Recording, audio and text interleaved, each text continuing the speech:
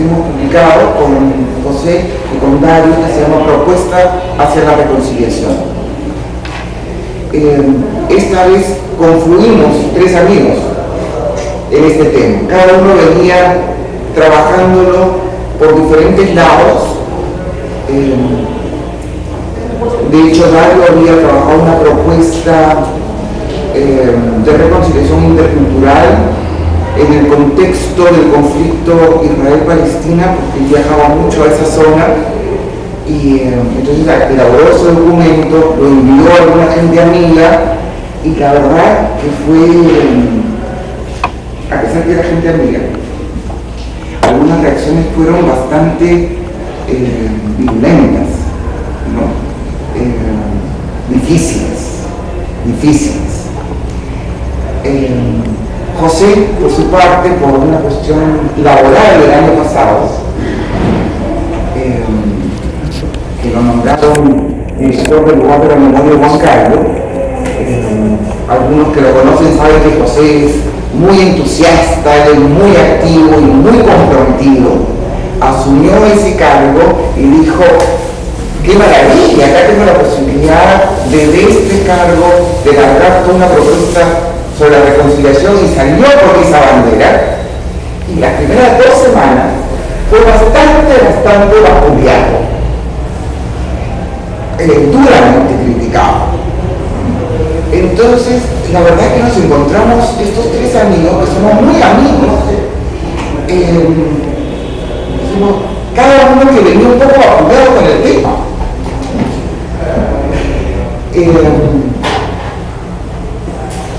Pero es cierto que es todavía en muchos sectores un tema no fácil, un tema difícil, que genera pasiones y malos entendidos, diría yo. Pero por otro lado, también observábamos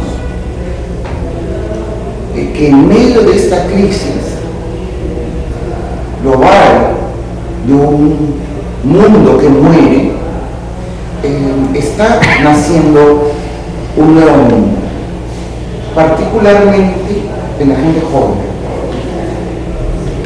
que aspira a un mundo sin violencia, sin discriminación, y que aspira a la reconciliación personal, social y de los pueblos. Una nueva generación que ya no quiere más guerras, que aspira a otro mundo. Y vemos esas señales en muchas manifestaciones a lo largo, en los diferentes lugares. Y también vimos que acá hay todo un diálogo que se ha abierto sobre el tema de la reconciliación desde diferentes ángulos, de diferentes aproximaciones, muy diversas. Por ejemplo, hace un par de años, no sé si alguno lo vio, un director de teatro muy joven, que es Sebastián Rubio, presentó una obra que se llamó La historia que heredamos, que era muy interesante porque los actores no eran actores, sino que todos los personajes eran hijos de personajes cuestionados. Estaba el hijo de la Pinchi Pinchi, bueno, así siguiendo. Ellos eran los que estaban en el escenario, ¿no? Haciendo una reflexión muy interesante, en un intento también de integrar un momento histórico y una situación, porque eran hijos de. La semana pasada se publicó, el Instituto de Estudios Peruanos publicó un libro de José Carlos Agüero que se llama Los Rendidos, que es otra aproximación, desde otra mirada, que es un testimonio reflexivo muy interesante de alguien que, además de ser historiador y estudioso, da un testimonio como hijo de 2 senderistas asesinados extrajudicialmente. También en un intento de reflexión, de comprensión y de integración. Claramente en ambos casos, y así como en otros, optando por el esfuerzo de encontrar una mirada que permita una reconciliación y no eligiendo la vía fácil, que es la del resentimiento y la búsqueda de la venganza.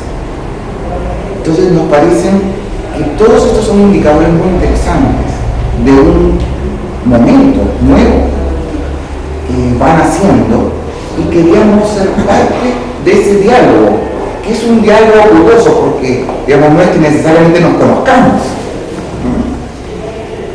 pero es en esta reflexión que vamos haciendo en conjunto, tratando de ir encontrando respuestas y un nuevo modo de enfrentar los dolores. Así que este cuadernillo que hemos publicado quería ser un aporte a ese diálogo.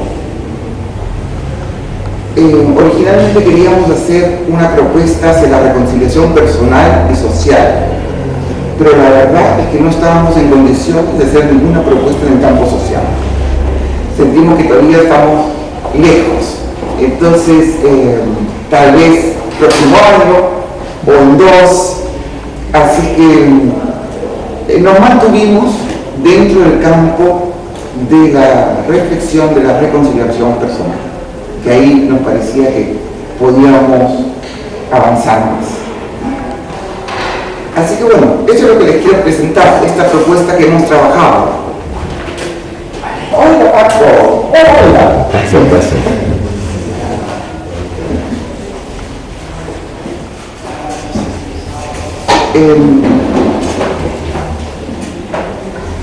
Es un tema que por supuesto se puede ver desde muchísimos ángulos. Finalmente nosotros definimos el ángulo desde el cual lo íbamos a ver, y lo definimos tal cual está explícitamente dicho en el cuadernillo. Esta es una interpretación desde el mensaje de Silo, y más específicamente a partir de una charla que dio Silo en el año 2007 en la jornada de inspiración en el Parque Punta Vacas. Los tres estuvimos ahí presentes, y para los tres esa charla fue tremendamente significativa y esperanzadora. Entonces, en realidad es una profundización y una interpretación desde esa mirada, que nos regaló Silo.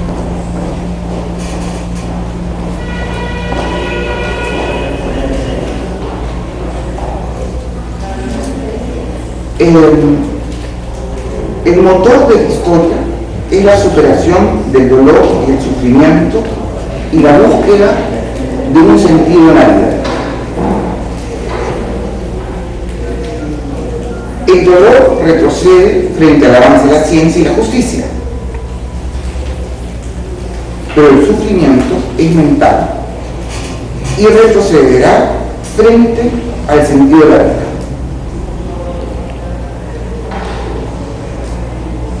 Todos buscamos un sentido, porque si no, imagínense, si no tiene sentido, si nada tiene sentido,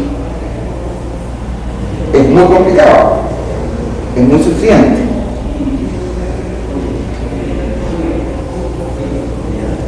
Pero ¿dónde buscamos esas experiencias de sentido? Las experiencias de sentido están en la propia interioridad, en la propia profundidad. Se trata de la posibilidad de acceder a experiencias internas que den sentido y dirección al proyecto. Esas experiencias de felicidad y plenitud que todos hemos tenido y compartido son un tesoro que necesitamos reconocer, profundizar y desarrollar. Allí se encuentran las reservas de lo mejor del ser humano: su fuerza, su bondad, su sabiduría. Desde ahí saldrá la imagen del mundo que queremos construir, y desde ahí saldrá la señal que nos puede guiar.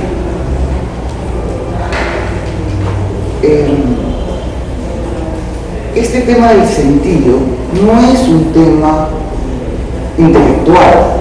Por supuesto, uno puede intelectualmente hacerse la pregunta y darse una respuesta, pero en realidad es un tema que compromete la existencia entera y tiene mucho que ver con la situación vital de uno, porque cuando uno está feliz, ¿se acuerdan, por ejemplo, de ese momento en que se enamoraron? Cuando hacía el rayo, ¿se acuerdan de eso? Lo que fue ese momento en que estaban enamorados. Obviamente en ese momento para uno la vida tiene sentido. Obvio, todo tiene sentido, ¿no es cierto? En cambio, cuando las cosas uno le van mal, uno se frustra, en fin, ahí uno le dice, ay, pero ¿cuál es el sentido de esto? La vida no tiene sentido. Entonces, este tema del sentido está muy ligado a los estados internos. Y claro, hemos sido formados, porque además así es nuestro sistema, para buscar el sentido y la felicidad afuera. Ponernos metas que hay que lograr, éxitos que hay que tener, en fin, que seguramente producen satisfacciones momentáneas, sin lugar a dudas. Por supuesto, alguien que quiere ingresar a la universidad, da el examen y ingresa, obvio que en ese momento lo que registra es un momento de gozo por ese éxito. Pero tiene que haber algo más, porque si no, después de un año puede ser que ya no sienta ese gozo. Se vaya. Lo mismo con todo pasa eso, con todas esas cosas que estamos volcados con tanta energía a lograr afuera. Con todo nos pasa lo mismo. Ese trabajo lo conseguí, wow, ¿no? Me junto con mis amigos a festejarlo, lo conseguí.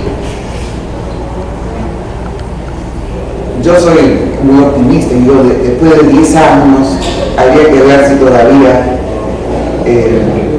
me levanto toda la mañana con ese entusiasmo para ir al mismo trabajo. Seguramente mucho más rápido esa época.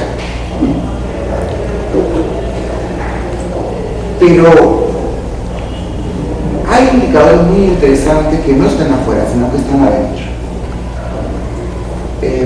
Y me parece que necesitamos reconocerlos porque tienen que ver con el tema del sentido.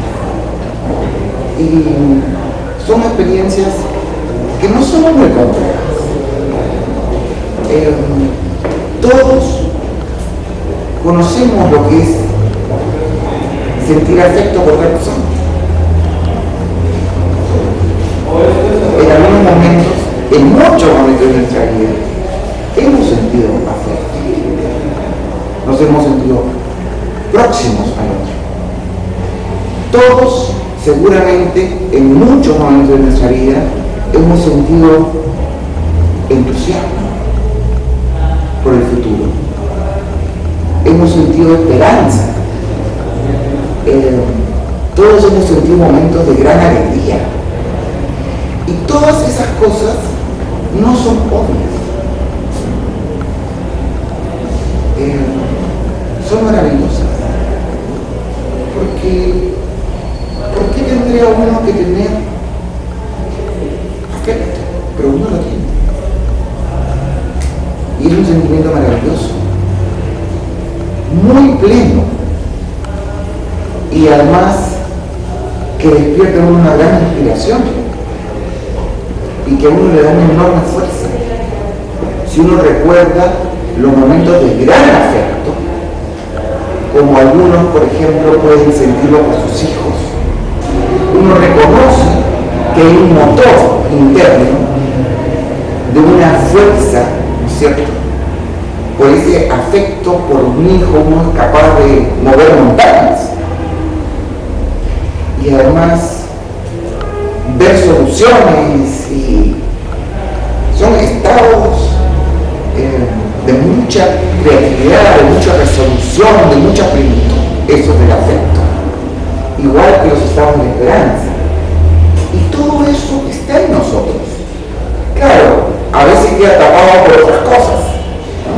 No es que uno todo el tiempo, todos los días, ande en estados de plenitud, de afecto, de una disponibilidad afectiva hacia el prójimo, de una alegría, de un entusiasmo hacia el futuro. No.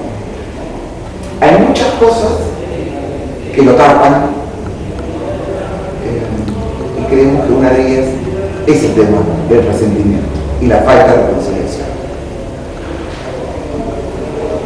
Pero esas experiencias están en nosotros, son accesibles y nos parece que son experiencias que necesitamos reconocer como algo extraordinario, como algo maravilloso. Por ahí se definía, por ejemplo, el entusiasmo como el estado de los dioses, ¿no? De ahí viene la etimología de la palabra, porque no es algo obvio, es algo extraordinario, es algo maravilloso, que todos tenemos. A eso nos referimos con las experiencias de sentido, que se pueden ir reconociendo, se pueden ir profundizando y desarrollando para que sean menos accidentales y eventuales, sino que puedan ser un modo de estar en el mundo.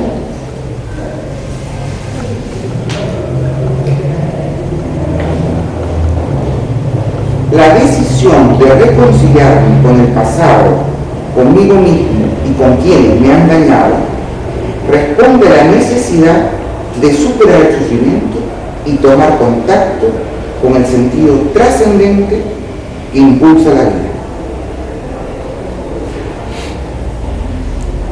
Porque todo esto que nos lanza a futuro, este entusiasmo, esta alegría, ¿cierto? Esa fuerza, esa sabiduría, ese impulso que nos lleva a avanzar, a crecer, a superar el sufrimiento, se ve truncado por el resentimiento y la contradicción, y se marchita, se vuelve cada vez más escaso, está más escondidito, ¿no? Entonces ambos van unidos. Cuando uno dice, no, yo quiero encontrar un sentido en mi vida, yo quiero crecer, yo quiero avanzar, yo quiero superar el sufrimiento y tener una vida más plena y poder contribuir a la felicidad de los que me rodean. Y nos lleva a la pregunta de decir, bueno, entonces, ¿cómo hago para sacar del camino el resentimiento, la frustración conmigo, con situaciones del pasado, con la gente que me rodea?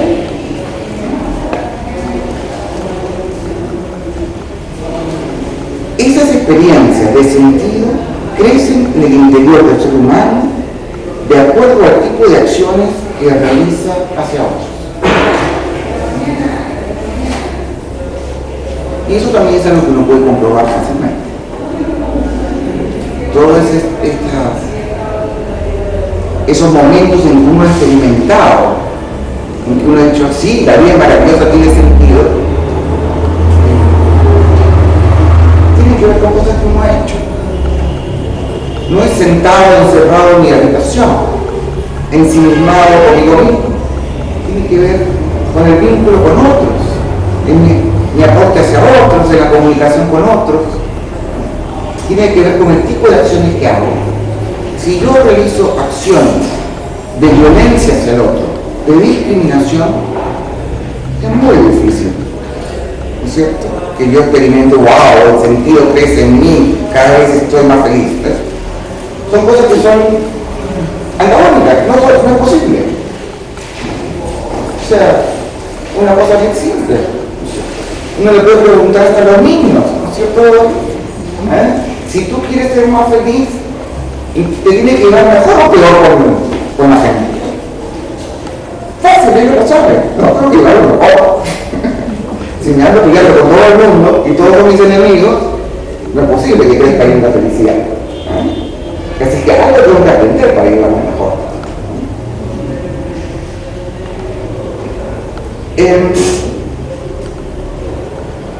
Nosotros vimos cuando estábamos revisando este tema de cómo se puede ir profundizando en estas experiencias de sentido que hacen para empezar a surgir la necesidad de aprender el camino de la reconciliación.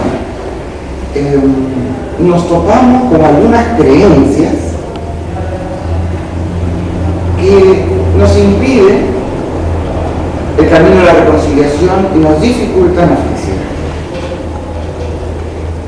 Entonces nos pareció interesante recoger ese tema de las creencias.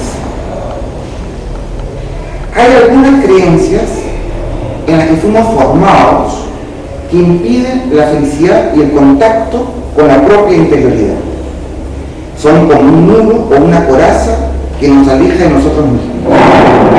Estas creencias no son realmente mías, sino que corresponden a un sistema basado en el dominio, la posesión, el control y el temor.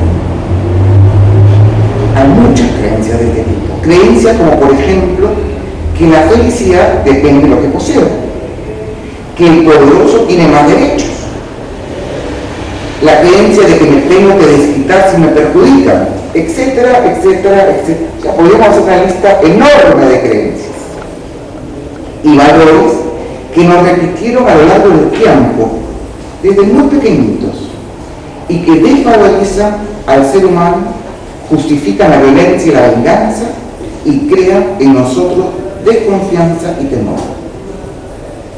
Son creencias y valores que sustentan un mundo infeliz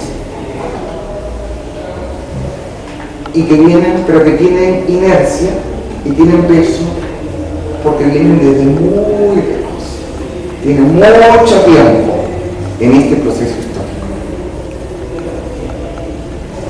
Pero bueno, eso es una de las cosas lindas de la crisis, que las creencias se relativizan y se resquebrajan. Son los momentos en que uno puede verlas y superarlas. Por eso nos pareció que valía la pena detenernos en ellas, para mirarlas un poquito.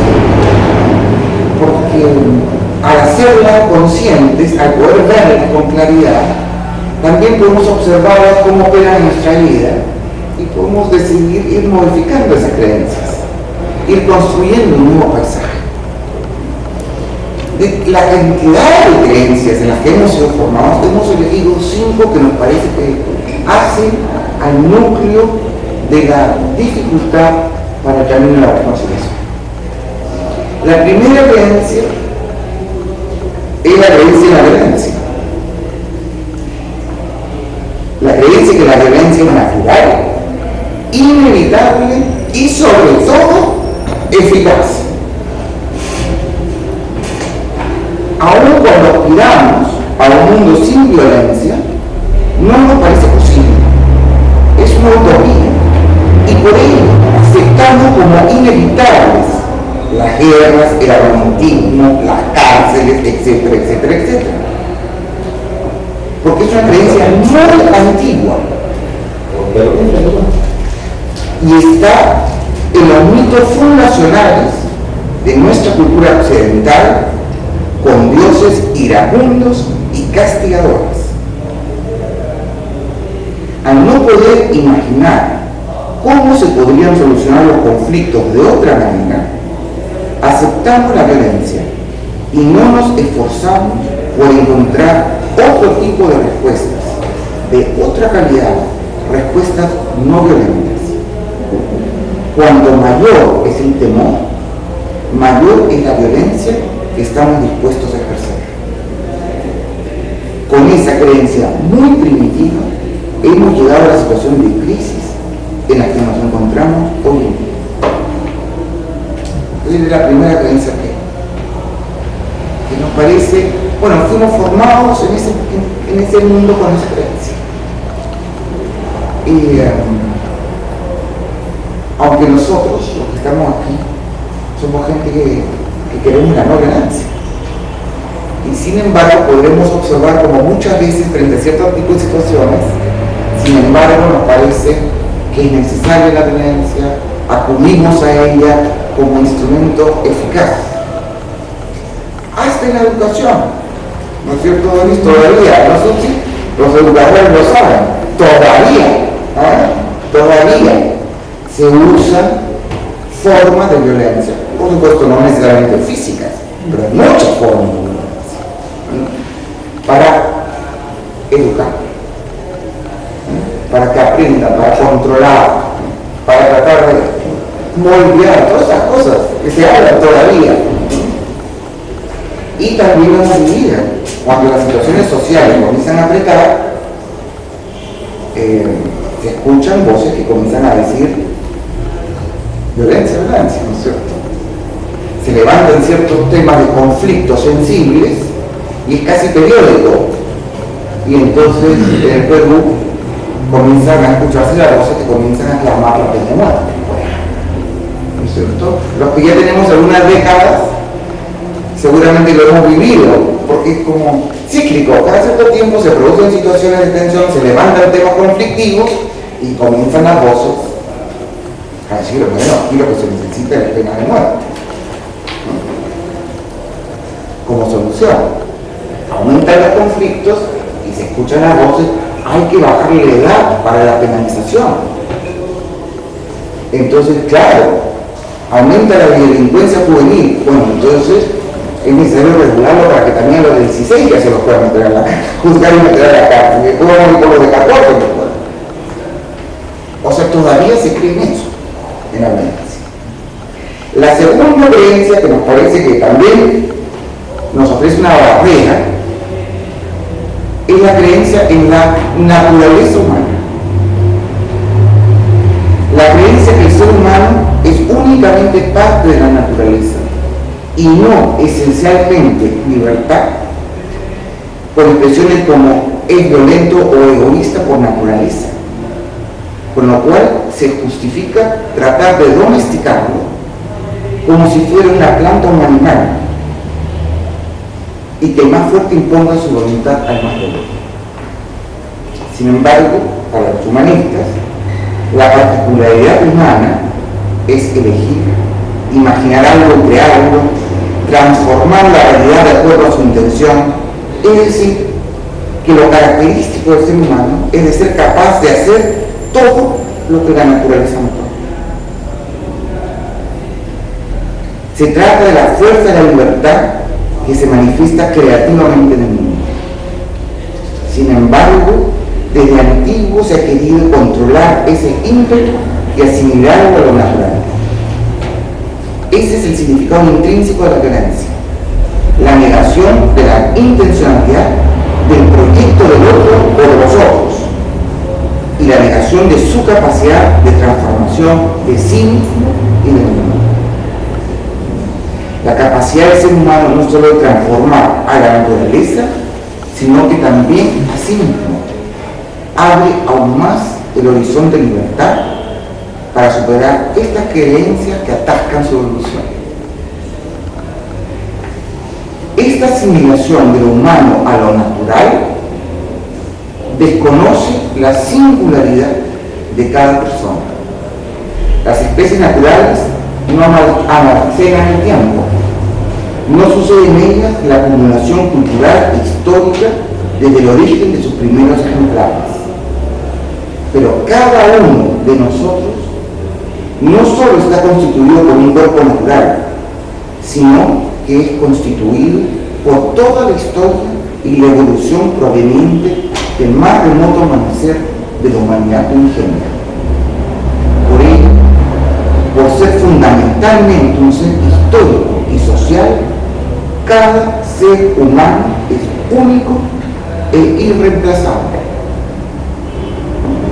Solo el ser humano es capaz de descubrir la clave del sentido de la vida y del universo, y es capaz de colaborar con el impulso que la trasciende, como esencialmente irremediable, con una intención lanzada a futuro capaz de transformarse a sí mismo, transformar el mundo, y en esa transformación que él hace del mundo, a su vez lo cambia a él, y esa transformación de sí mismo hace que le surjan nuevas ideas para transformar el mundo en un proceso maravilloso, creativo. Y toda cosa natural es violencia. Cuando se dicen cosas, por ejemplo, hay que empezar con los jóvenes porque la gente mayor ya no cambia. Ustedes no se sienten ofendidos, yo me siento ofendido. ¿Cómo que ya no cambia? El ser humano cambia hasta el último instante. Con el último suspiro puede cambiar. Y algunos creemos que inclusive después de su muerte física puede seguir cambiando, si va con una intención lanzada. Pero bueno, eso es una creencia particular. Pero, claro, esta visión natural nos parece que es muy buena. Y que además no rescata lo único y irreemplazable de cada ser humano. O sea, si Silvana desaparece, no hay otra Silvana. No hay. Es única. Y así con cada uno de nosotros. No hay otra Magali. No es posible otra Magali. Idéntica. Ella es una conformación muy particular de su biografía, de su momento histórico, de su situación social. Muchas cosas se han confluido. Y para que Magali sea Magali, es irreemplazable. Qué distinto sería la forma de tratarnos y la forma de organizarnos si realmente internalizáramos esto de que cada ser humano es irreemplazable y es único, ¿no es cierto? Y que además es extraordinario, ¿no? Y que las posibilidades de transformación de sí mismo son infinitas, no se detienen, ¿no? No hay eso de que no puede cambiar, no, eso ya no cambia, sí. Eso, pero por eso son grupos, eso ya no cambia. ¿Han escuchado esas cosas? Son brutales. Cuando se dice de chicos jóvenes, de prácticamente niños, 12, 13, 14 años, y hacen afirmaciones así porque de repente son bandideros o están metidos en drogas. No, eso ya no cambia. No hay que perder el tiempo con eso, hay que dedicar. Es una cosa muy brutal, que por supuesto trae consigo violencia, maltrato y resentimiento. Tercera creencia. La creencia de que los vínculos no son lo esencial de la existencia.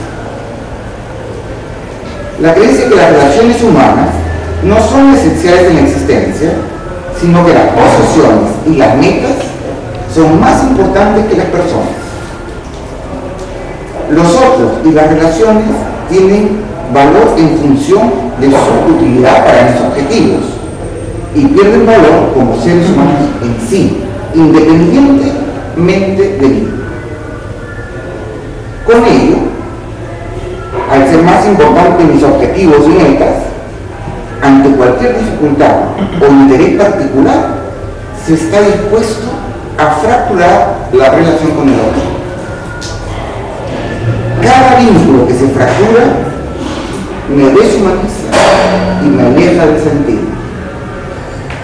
En cambio, cada acción que reconoce al otro en su historia, en su proyecto y en sus posibilidades, me acerca a mi unidad interna.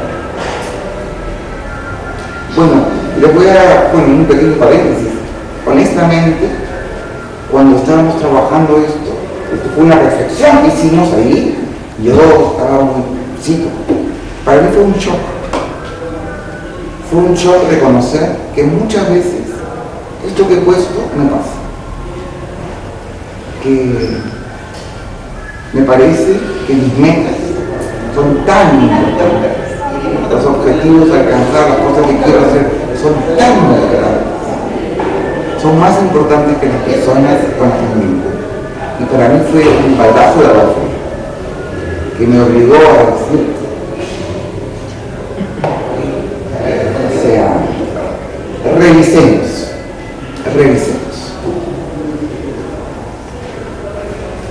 La creencia en los culpables. Muy pocos pueblos tienen la valentía de considerar en su relato histórico los errores que los han llevado a la matanza de otros pueblos o de otras etnias. Muy pocos. Son aún mucho menos los que consideran ilegítimas las aspiraciones obtenidas por medio de la violencia y la extorsión. Pero también es escasa la autocrítica de las víctimas en su relato histórico, que no da cuenta de la violencia que ellas también ejercieron o estaban dispuestas a ejercer. A nivel personal, es habitual considerar a otros como los culpables de lo que nos pasa. El otro es el culpable absoluto, y para demostrarlo se falsea la memoria, obviando aspectos de lo sucedido a fin de justificar el rencor, el resentimiento y el deseo de venganza que se depositaron en la conciencia social y personal. Ese falseamiento de la memoria para asegurar la condena y liberarme de toda responsabilidad perpetuará las condiciones de violencia que ocasionaron los hechos desafortunados.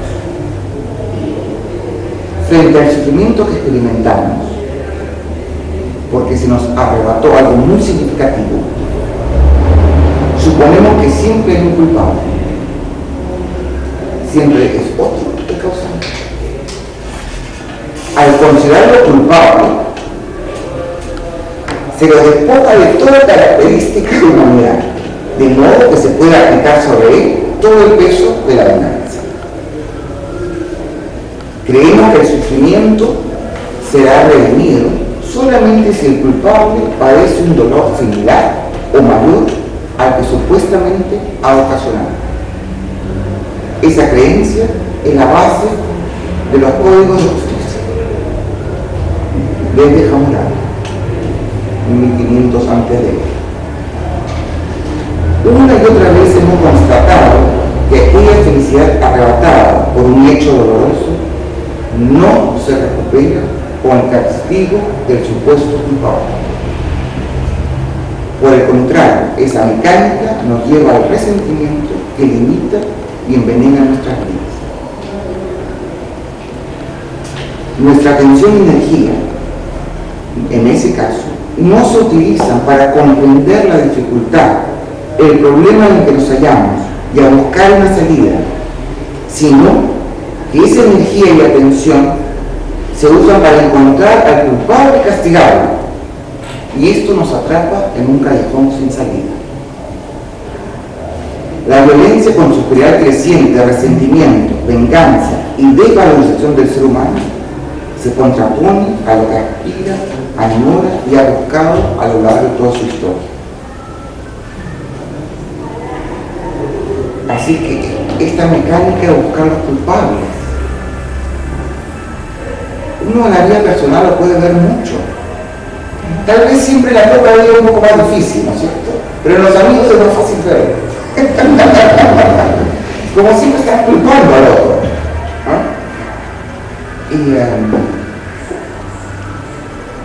Y entonces además ejerce violencia, no sé, uno se molesta, ¿no? Como el otro para que sufra. Y uno está ahí, esperando que el otro reconozca su error, se arrepienta, ¿no? Y la verdad que es una cosa totalmente inútil. Porque,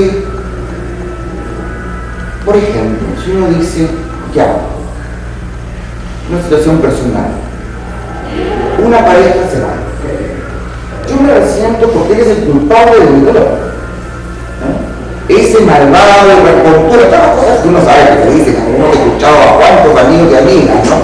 Esas catarsis eternas, ¿no? que responsable, ya. Que se puede.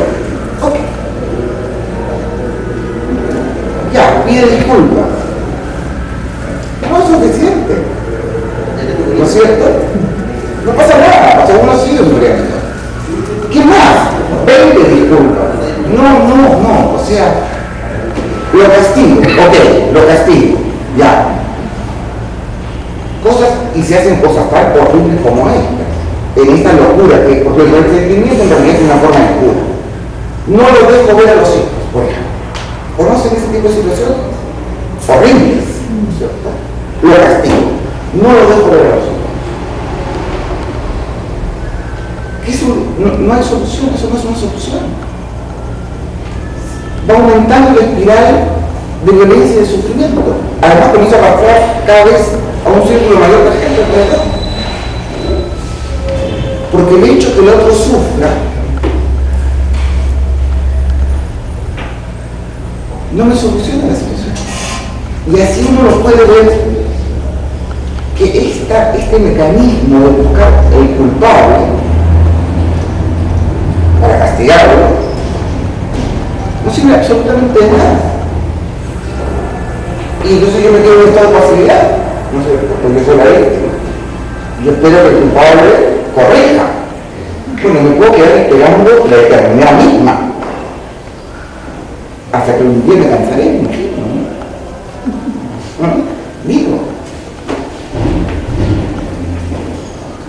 Pero observe cómo tenemos esto tan incorporado, esta cosa de buscar el culpable. Y también como mecanismo propio de rápidamente ante un problema, pero yo no fui. Y a mí qué me importa, si eso no me resuelve el problema. ¿No es cierto? En los trabajos de la clásica, ¿no?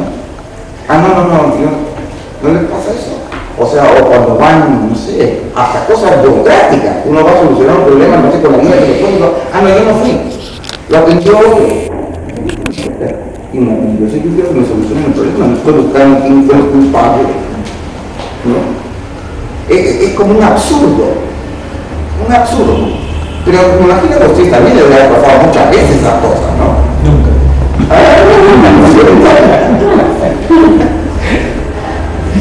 No fui yo, la atendió otra señorita. Bueno, por supuesto no es tan criado decirle eso, ¿no? Pero es lo que uno piensa, no me importa que fuera otra señorita. O sea, ya, qué bien. Él fue, ¿y qué hago con eso? O sea, si yo tengo un libro de que no sé. Bueno, eso es un ejemplo chiquitito. Imagínense a niveles más grandes, en situaciones mucho más dolorosas para uno. No. Parece que es por otro lado la salida. No es por la búsqueda del culpable, del castigo al culpable que sufra y ejercer violencia contra él, inclusive llegar hasta destruirlo. No, por ahí parece que no vamos.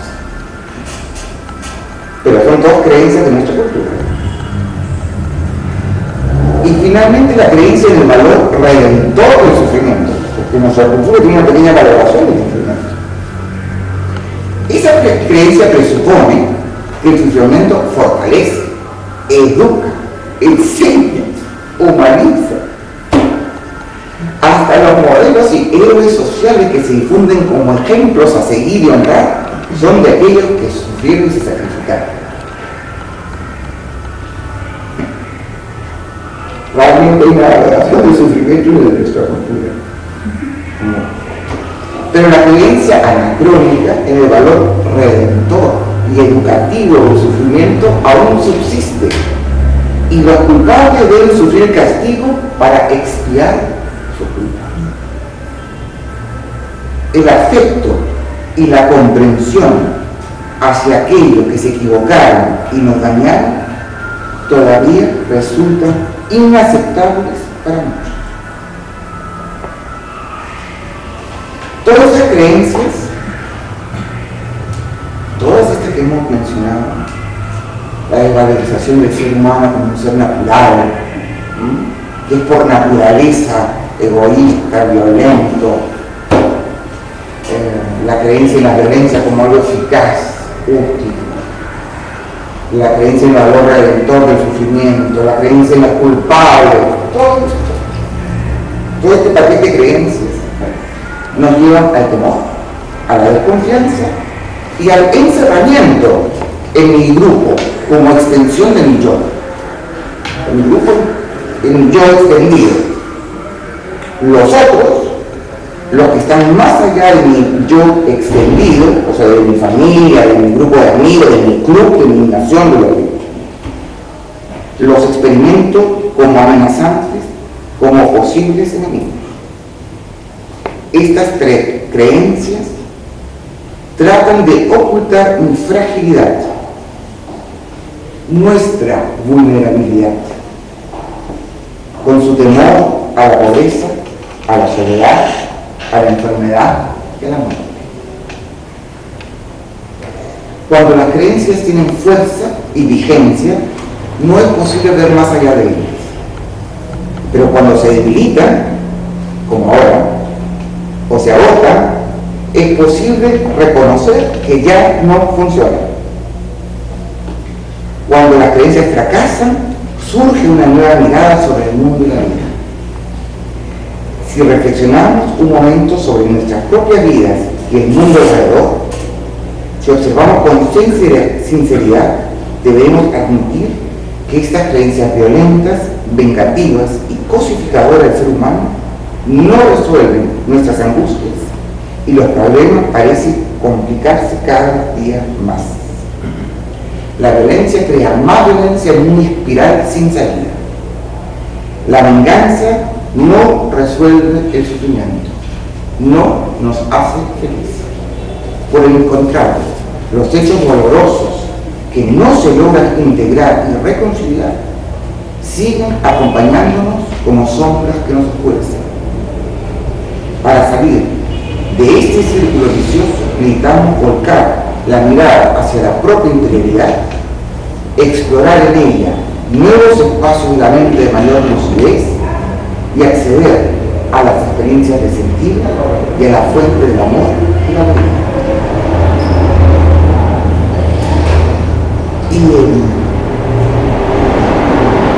Ahora quiero comentarles más bien los pasos, porque claro, todo esto es como las creencias, ¿cierto? Que nos ofrecen resistencia. Pero después ahora entramos a, bueno, ¿cuál es la propuesta de los pasos para que uno pueda trabajar la reconciliación? Pero antes quería destacar un punto que a mí me parece que es importante, por lo menos para mí lo fue. Y es que el resentimiento, porque uno siempre justifica el resentimiento por lo que me hicieron. Yo estoy resentida con fulano porque me hizo tal y tal cosa. No sé, porque me traicionó, porque el otro me abandonó, porque me estafó, porque... ¿Por qué? Uno justifica. Entonces lo que el otro hizo, el daño, el perjuicio que el otro me ocasionó, es lo que ocasionó el resentimiento. Y nosotros aquí, un poquito carepados en este material, decimos que no. Que el resentimiento no se produce por el daño que me hayan causado, sino por la respuesta que doy a esa situación. No necesariamente a una desgracia le corresponde un resentimiento. Frente a un hecho doloroso, tenemos la posibilidad de elegir la respuesta que vamos a dar. Hay otras posibilidades para la conciencia, y son las que necesitamos aprender si queremos recuperar el hilo de nuestras vidas. Hay numerosos ejemplos de personas que en situaciones difíciles rechazaron el camino de la venganza y respondieron con grandeza humana por la mirada puesta en el futuro. Entonces, no es lo que nos ocurrió lo que produce el resentimiento. Frente a un hecho doloroso, justamente porque somos esencialmente libertad, nosotros podemos elegir la respuesta que vamos a dar. ¿Me voy por el camino de la venganza y el resentimiento o me voy por el camino de la reconciliación y de la construcción de una respuesta distinta. Uno puede elegir. Y por supuesto, uno elegirá de acuerdo al sentido de vida que uno haya definido para sí mismo, al proyecto de vida que uno tenga. Pero hay muchos ejemplos de gente que frente a situaciones sumamente dolorosas da respuestas de una grandeza humana que realmente conmueve.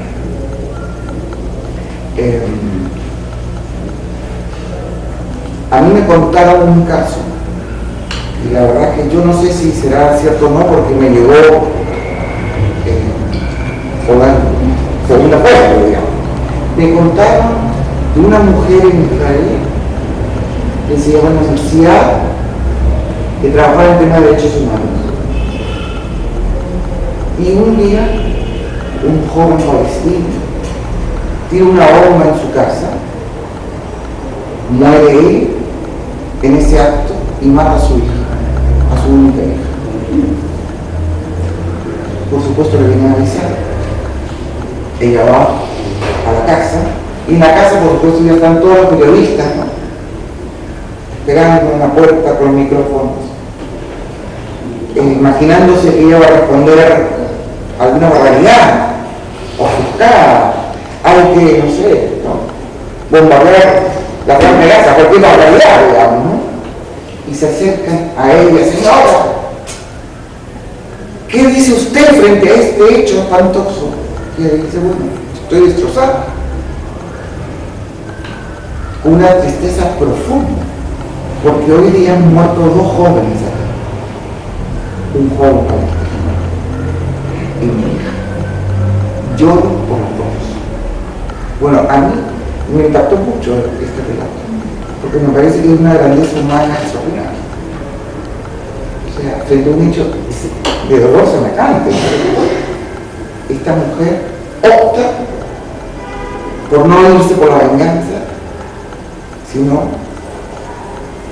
dar otra respuesta. Y también me han contado, porque no estoy muy enterada, pero ustedes se acuerdan, aquí tenemos como dos ejemplos que ilustran las dos situaciones opuestas.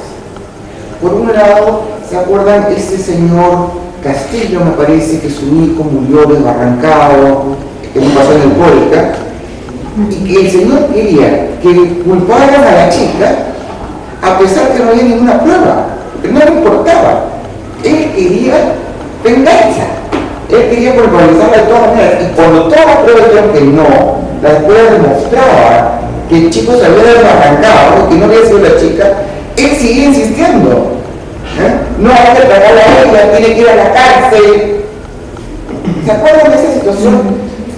Y por otro lado, como no tengo el dato que así fue lo que me contaron, también un señor Castillo, no me acuerdo cómo se llamaba, ¿se acuerdan que a su hijo en un partido de fútbol lo tiraron? Y murió. Me contaron, no sé si será cierto, pero que cuando le consultaron ahí, él dijo que por supuesto estaba apenadísimo, chico joven, su hijo, ¿no? Dijo: pero también siento una profunda tristeza por los jóvenes que lo tiraron, que ahora se han convertido en asesinos. Imagínense, chicos jóvenes convertidos en asesinos, su vida quebrada.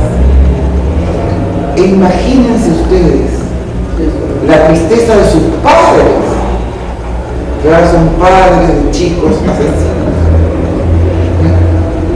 Siento pena por todos ellos. Y parece que de hecho decidió dedicarse a promover la no violencia en los estadios. Fíjense que son, frente a dos situaciones tremendas, ¿no es cierto? Tremendas, pero son dos respuestas totalmente diferentes. Evidentemente en un caso lo que se quería la venganza, y en el otro es conmovedor, ¿no es cierto?, de alguien que saca esta grandeza humana del fondo de su corazón para decir, yo ahora me voy a dedicar a promover la no violencia en el futuro para que esto no vuelva a suceder. Me parece extraordinario, por lo menos a mí me conmueve profundamente esta segunda opción, ¿no? Es para sacarse el sombrero.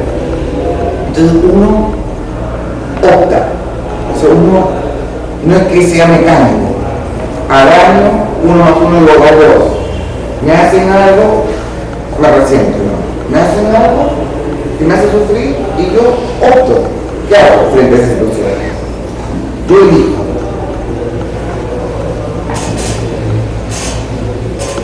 Y pesan estas creencias en las que fuimos formados. Entonces, elegir el camino de la reconciliación es un acto muy intencional.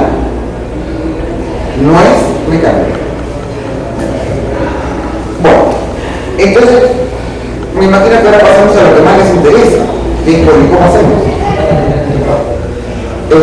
Pero por eso mismo, porque uno opta, porque ahora vamos a entrar al tema de la reconciliación, que supone, como dijo Walter en el inicio, que hay un resentimiento.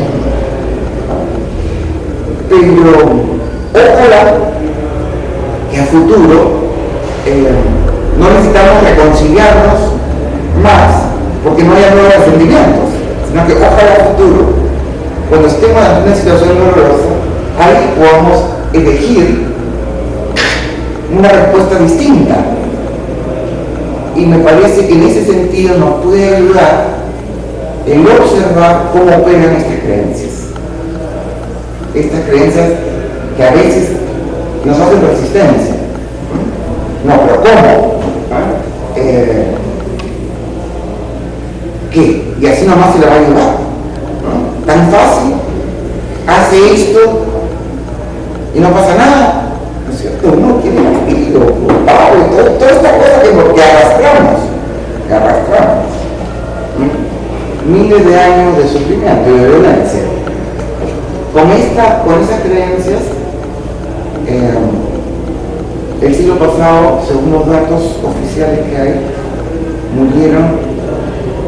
en el siglo pasado murieron 180 millones de personas por actos de violencia. Entonces me parece que ya es el momento que probemos otras respuestas. Bueno, entonces ahora, para terminar, pasamos a los pasos de la reconciliación. Hemos definido 4 pasos. ¿Ya? El primero es reconocer el resentimiento, porque si uno no lo reconoce, ¿a qué se va a reconciliar? La primera resistencia que encontramos en el camino de la reconciliación es la de reconocer el resentimiento en nosotros.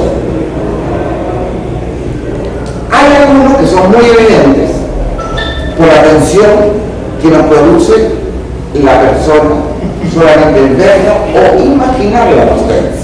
Porque es súper evidente que tenemos algún problema.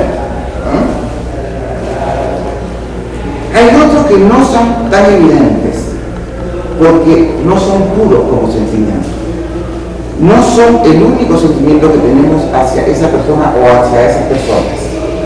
A veces podemos estar resentidos con personas muy cercanas a las que también nos une un gran afecto, como puede ser con mi madre, mi padre, mi pareja, mi hijo, etcétera, etcétera, etcétera. Entonces ahí no es tan fácil de reconocer el resentimiento. A veces ese resentimiento encubierto se manifiesta soslayadamente en forma de críticas, exigencias, confrontaciones, en otras formas. Algunas veces el resentimiento se refiere no a personas, sino a grupos sociales. Alguna vez he escuchado esas cosas como, no sé, los pitojos. Yo sé que soy de la generación de los 70, imagínate, escuchaba eso en un resentimiento. Grupos sociales, hacia naciones enteras, al ser humano en general, también hay gente que está resentida con el ser humano, porque a partir de algunas experiencias sufrientes particulares por simple mecánica. Yo no sé si conocen eso, pero es fantástico eso.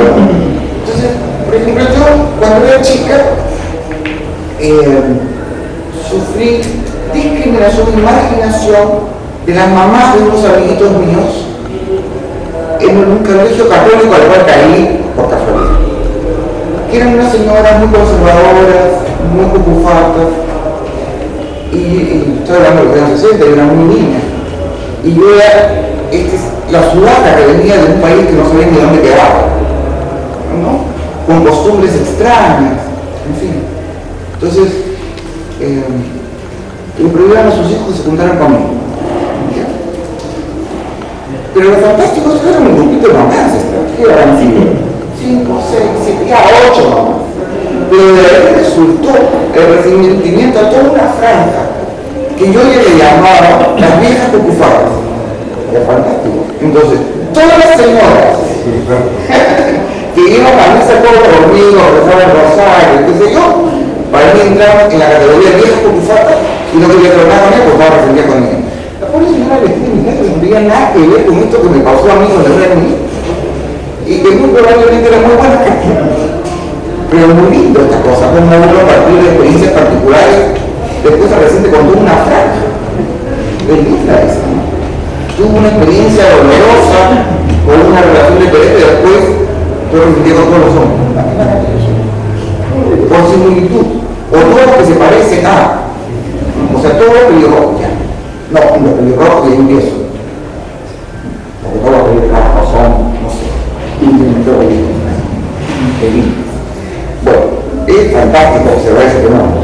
También uno se puede resentir con entidades más abstractas, como la vida o Dios.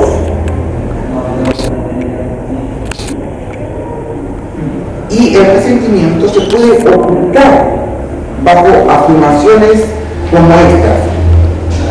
Esa gente no me interesa. Yo no tengo ningún problema de resentimiento, pero esa gente no me interesa. Yo no quiero relacionar. O a veces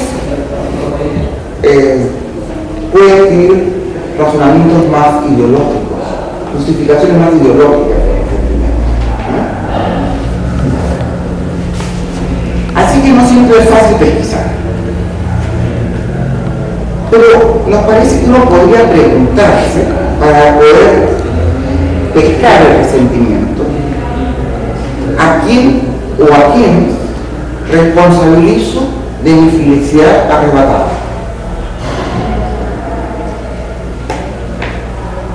Eso podría decir, ¿a quién responsabilizo yo?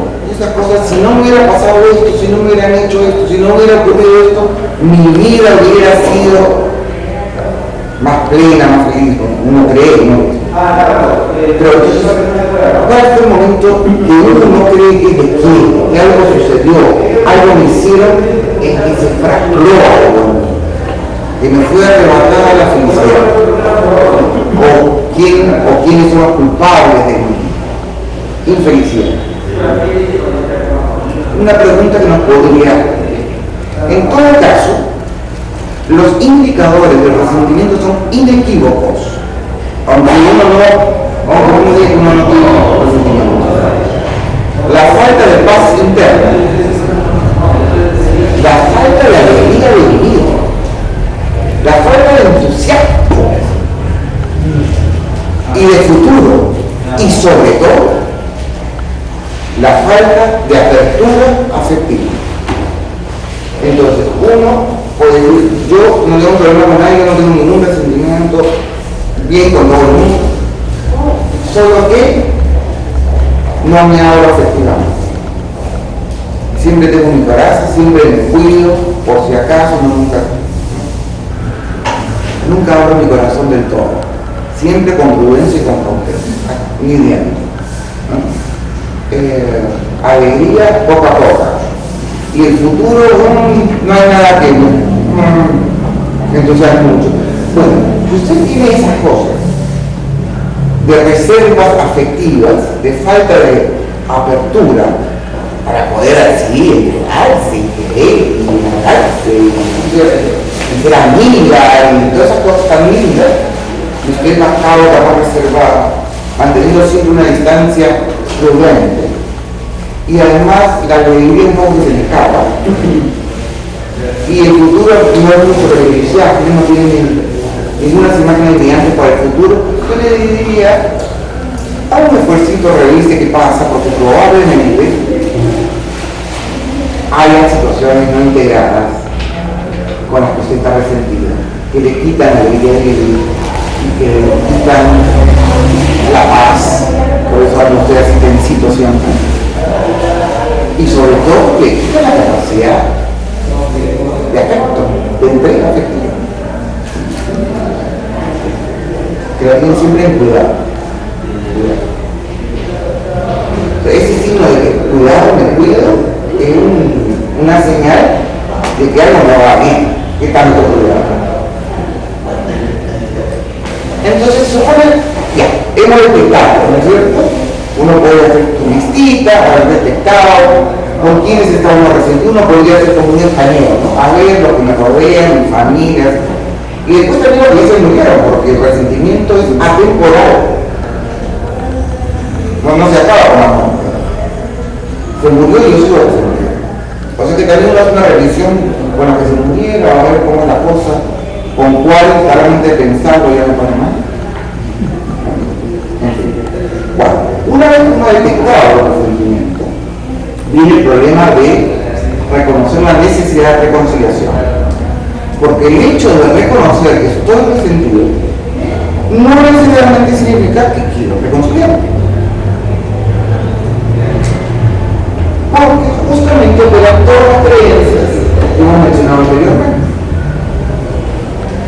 No sé si ustedes reconocen eso, si alguno de ustedes reconoce eso, frente a una persona que siento que me ha hecho daño, que me ha perjudicado, yo no quiero reconciliarme. Digo, no quiero nada con esa persona, no me quiero reconciliar. Porque esa persona es así, no va a cambiar, es un desgraciado, lo va a volver a hacer. Y además, no se le va a llevar tan fácil. ¿No? Uno tiene resistencia, no sé si alguno de ustedes ha experimentado eso, soy yo el único fenómeno. Sí. ¿Conocen eso, no es cierto? No, sí, ya. Bueno, así que esa es la segunda resistencia. ¿Y cómo hacemos para avanzar por esa resistencia? Yo creo que es reconociendo todo el perjuicio que nos ocasiona. El resentimiento es como una sombra que nos mantiene atados al pasado cerrando el futuro y se expresa como violencia hacia uno mismo y hacia los demás. El registro del resentimiento es la contradicción interna que tiñe el futuro y envenena nuestra relación con los demás y nos aleja de nosotros mismos.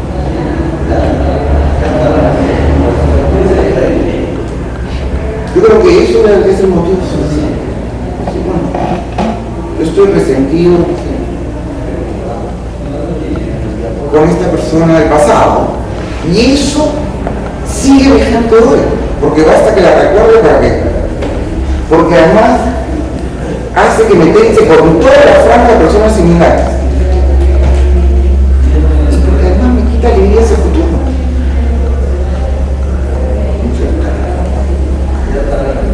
Eso debería estar sucediendo. Y además afecta a gente que me rodea, que no tiene nada que ver.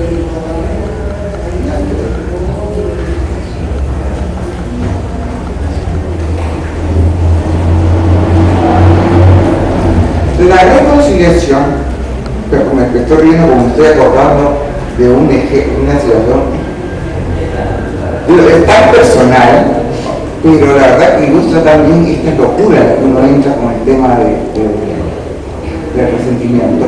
Es horrible que me estés filmando, pero yo me acuerdo cuando recién empecé la relación con Fernando, que es un hombre muy amoroso, de muchas cualidades. un día regresa a la casa, estábamos viviendo juntos por poquitito tiempo. Llega a la casa amoroso, como es él siempre, y me encuentra con la cara de esta manera. Y me dice, ¿qué pasa? ¿Qué te he hecho? Y miren la barbaridad que yo le respondo. Bueno, hace casi 30 años de esto, era más joven, esa es mi excusa. La barbaridad que yo le respondo y le digo, no, no es lo que me has hecho, es lo que me vas a hacer. De locos, de locos. Salud. Además, increíble, ¿no? Pero bueno, es una locura, sí, pero bueno, eso es lo que pasa con situaciones no integradas, que siguen operando y uno las sigue teniendo. Entonces, a una persona que no tiene nada que ver, exacto, ese resentimiento, esa situación no integrada, tiñe la nueva relación. Felizmente era un hombre comprensivo que se pudo reír en esta situación totalmente ridícula, ¿no es cierto? Y gracias a eso que se pudo reír a esta calle que no se pudo reír, pues se pudo reír difícil.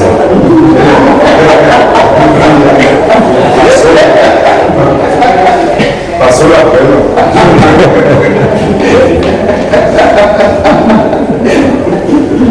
Yo creo que llegó a cabo lo que te imaginabas, entonces hubo un veredicto previo, demostrarte tu capacidad de ver el futuro y hace feliz, ¿no?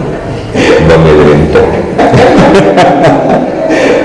Pero bueno, yo les cuento esta situación que es muy personal para simplificar un poco, pero que creo que a muchos de nosotros nos pasa eso, que esos resentimientos se arrastran y comienzan a teñir los vínculos con las personas en el presente, del pasado, son como monstruos que nos invaden del pasado, ¿no?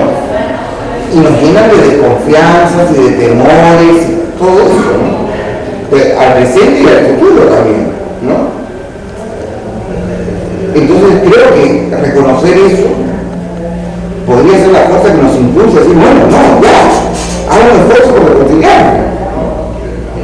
La reconciliación no resuelve mis problemas, pero gracias a ella recupero un momento de libertad para tomar las decisiones que abrirán el futuro y me sacarán del callejón sin salida de repeticiones en el que me encuentro. Porque este pasado que tiñe es como la profecía autocumplida, ¿no? Como yo tengo miedo a que me deje por no integrar correctamente mi creencia, me comporto de una cierta manera, o sea, eso afecta mi comportamiento. Entonces me comporto con un nivel de ansiedad, de temor, de repente de control, que hace que sea la profecía autocumplida, que efectivamente llegó un momento en el que se me diga, bueno, muchas gracias por estar aquí. Y entonces se refuerza. Entonces por eso el resentimiento lleva a esta repetición y a esta sensación de que el pasado se me repite, no de futuro abierto, orgulloso. Bueno, así que yo creo que vale la pena que uno se pregunte a sí mismo, ¿es necesario para mí y para otros que me reconcilie con mi pasado, conmigo mismo y con nosotros? ¿Es necesario? Quiero reconciliarme conmigo mismo, con los demás, con mi pasado. Vale la pena, bueno, no acá, ¿no? Estamos en una charla, pero uno pueda preguntárselo con toda honestidad para reforzar esa intención, esa dirección. Bueno, entonces suponemos que ya está, ya sabemos que tenemos resentimientos y además ya estamos súper decididos. Y estamos tranquilos, ya resentidos con la vida y decimos, no, ya, yo quiero recuperar el sentido, quiero recuperarme a mí mismo. Entonces, bien, veamos, ya, quiero reconciliarme. Entonces, para iniciar el camino de la reconciliación, necesitamos hacer un esfuerzo por comprender. El resentimiento siempre oculta un aspecto de la situación y exagera otros. También anestesia el dolor de las respuestas contradictorias que realizamos para vengarnos. Esa parte uno nunca la ve. La reflexión de la reconciliación consiste en pasear la mirada por lo sucedido, para dejar a la vista todo lo doloroso, especialmente lo que el resentimiento oculta. Este camino exige un esfuerzo por comprender todo lo que ocurrió, tomando en cuenta las distintas circunstancias y factores que operaron en el hecho. Repasar lo sucedido desde distintos ángulos, no solo los que justifican el resentimiento, sino también las otras circunstancias que acompañaron los hechos.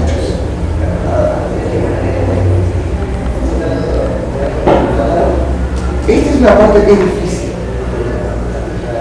porque exige una cierta honestidad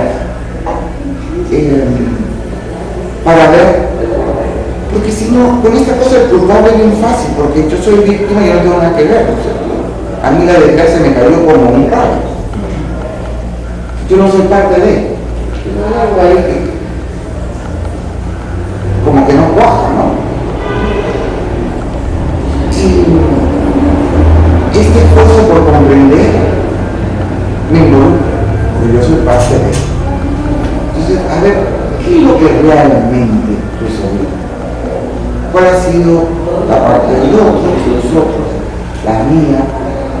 ¿Cuáles han sido las circunstancias, los factores? Porque uno no quiere decirlo así tan bruscamente, pero muchas veces el resentimiento es un poquitín mentiroso, acomoda los recuerdos y la memoria y uno siempre queda ahí bien parado y los demás mal. Hay algo en ese cuadro como que no va bien.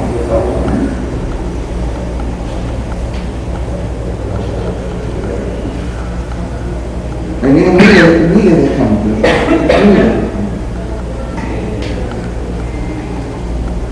Uno dice a veces, ¿cómo es que la persona se puede olvidar cosas tan obvias?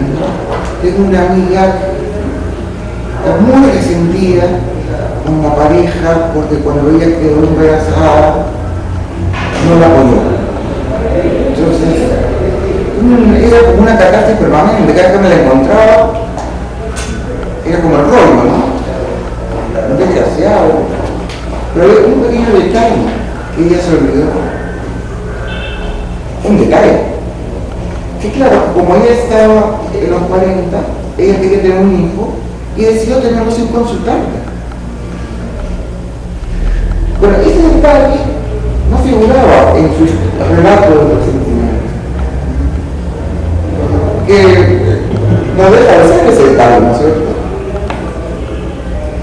Entonces, eso no. Y cuando yo le decía, pero claro, él no te apoyó, pero en realidad, para decirlo bien crudamente, tú estabas loco para tener un hijo y el primer incauto que pasó le enchufaste un hijo. O sea, se ofendía, se decía, pero bueno, es mi amiga, ¿no? Pero para justamente que relativices un poco la situación. Aquí no hay el malo, la película incluye la buena jovencita, o sea, acá hay una situación de violencia, de factores que permiten de repente comprender también los errores, ¿no? De todos. Entonces hay un tema con esto de revisar todos los factores para comprender también las circunstancias del otro, los factores que lo condicionan, lo compulsionan. Y ya, la verdad es que comprender ya ha ido bastante. Pero además nos parece que es un esfuerzo adicional para humanizar la mirada sobre nosotros mismos y hacia el otro, comprendiendo los condicionamientos de ambas partes, aceptando mis debilidades y las del otro, asumir mis fracasos y comprender que el otro carga los suyos, ver con claridad los errores del otro, también admitir los propios, uno y otro, el otro y yo, llenos de esperanzas y de ilusiones, para poder recuperar la buena memoria. Y aquí me gustaría citar, porque creo que no hay forma de decirlo mejor, Asilo en esa charla del 2007. Dice: cuando llegamos a comprender que en nuestro interior no habita un enemigo, sino un ser lleno de esperanzas y fracasos, un ser en el que vemos en corta sucesión de imágenes momentos hermosos de plenitud y momentos de frustración y resentimiento. Cuando llegamos a comprender que nuestro enemigo es un ser que también vivió con esperanza y fracasos, un ser en el que hubo momentos hermosos de plenitud y momentos de frustración y resentimiento, estaremos poniendo una mirada humanizadora sobre la piel de la monstruosidad. Y respecto al resentimiento como un bonito, si lo dice en el paisaje interno, debe ser muy claro en esto: tú no estás en guerra contigo mismo. Empezarás a tratarte como a un amigo con el que hay que reconciliarse, porque la misma vida y la ignorancia te alejaron de él, te alejaron de ti. Y finalmente,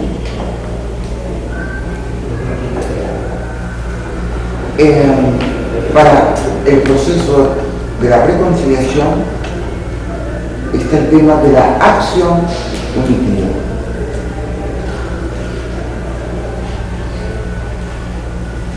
La reflexión y meditación para recuperar la buena memoria, la memoria amplia, y no solo la parcialidad que explica las razones de mi sufrimiento, reconociendo las aspiraciones y fracasos que rodearon al momento del infortunio, no solo los propios, sino también la de agresores, nos permite flexibilizar y reordenar contenidos psíquicos atascados en la contradicción. Pero es el tipo de acción que realizo la que consolidará el resentimiento en mi corazón o me ayudará a liberar esa pesada carga, creando unidad interior al integrar la vida completa. Por ello, el proceso de reconciliación es también un compromiso de acción en dirección a reparar el daño que uno ha ocasionado y a colaborar para modificar los factores que posibilitaron tal violencia.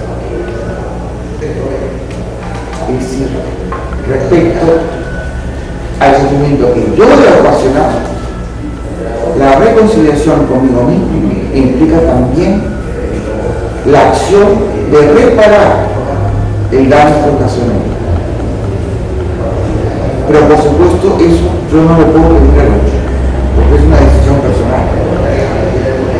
Pero lo que sí puedo hacer respecto a las situaciones de violencia que viví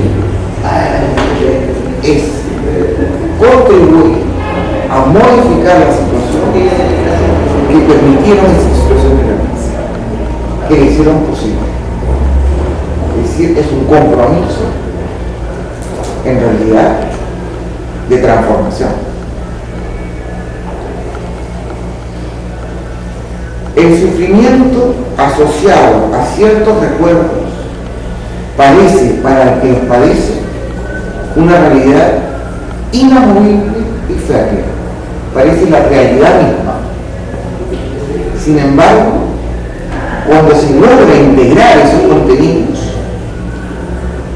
cuando se logra comprender y humanizar la mirada sobre mí y con afecto sobre los aparentes enemigos, el sufrimiento se evapora y uno experimenta una renovada libertad interna, una gran energía que estaba atascada en el sufrimiento. Ojalá esa energía nos sirva para construir la vida a la que aspiramos, una vida coherente, unitiva, plena, y contribuye a promover la reconciliación, la no violencia, la no discriminación y la valorización del ser humano en el nuevo mundo que aspiramos a construir. Ese es